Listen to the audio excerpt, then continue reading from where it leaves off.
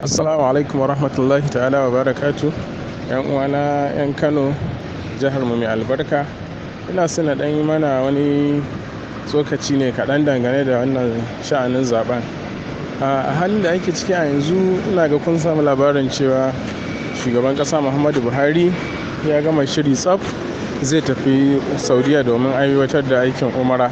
Amma makasudin tafiyar tashi shine Buhari zai tafi umara ne domin ya bar wasu Tinubu, su Adam Oshomale ya ba su dama su gudanar da abin da suka ga dama akan waɗannan zaɓuɓɓukan da suka rage. Amma Buhari idan haka ne, in ko haka ya tabbata, Buhari bai yi wa Kano adalci ba. Buhari ya zalunci Kano fiye da hankali. Buhari cikakken azzalumi ne. Bai damu da bukatun Kano ko kaɗan ba a rayuwarsa.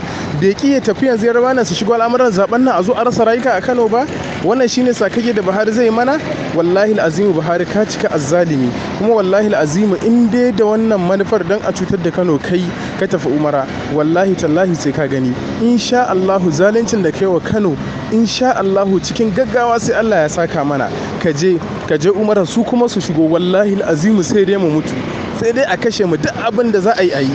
Wai suna shirye-shiryen za a turo mana da DIG Kano akan zaɓe. Kaga zai zo ya actin CP kenan. CP za su rage mai wasu damammakin da wasu abubuwan da zai yi domin tabbatar da gaskiya a jihar Kano.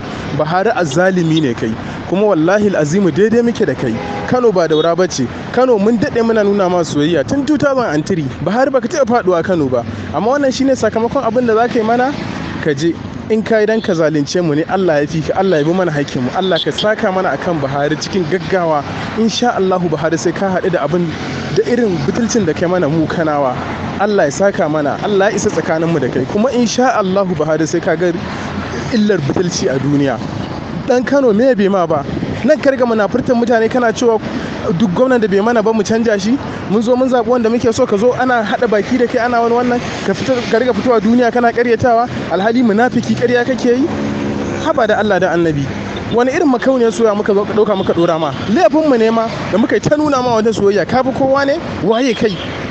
Malamai suka faɗi gaskiya akan ka a zage su, da ta su faɗi gaskiya akan ka mu fito a musu raddi a zage su, a nuna ba wanda ya iya sai kai. Wani irin abu ne? Wallahi Buhari azzalimi ne kai, wallahi Buhari azzalimi ne, cikakken azzalimi, butuli mahaukaci. Wallahi Buhari azzalimi ne.